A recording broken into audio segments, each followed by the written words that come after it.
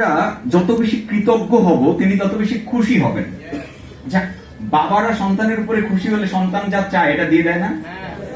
আর সেখানে আল্লাহ যদি কোনো মানুষের উপরে খুশি হয়, তার বান্দার উপরে খুশি হয়, ওই বান্দার মনের কথাটা তো আল্লাহ বুঝেন। আপনার সাথে কথা হয় কার? আপনার মনে কি চলছে এটা কেউ দেখতে না পেলেও আল্লাহ দেখতে পায়। দ্যাটস ওয়াই যদি আমরা আত্মার গভীর থেকে প্রতিনিয়ত এই প্রাপ্তিগুলো ভাবি এবং ধন্যবাদ জ্ঞাপন করতে থাকি, তাহলে আল্লাহ আমাদের সাথে ওয়াদাবদ্ধ, তিনি আমাদেরকে বাড়িয়ে দেবেন। আমরা সবাই বাড়িয়ে পেতে চাই, তার জন্য ছোট্ট কাজটা করতে হবে। সেটা হচ্ছে আমাদেরকে যত পারা যায় তত বেশি শুকরিয়া জ্ঞাপন করতে হবে। কি রাজি আছি তো সবাই?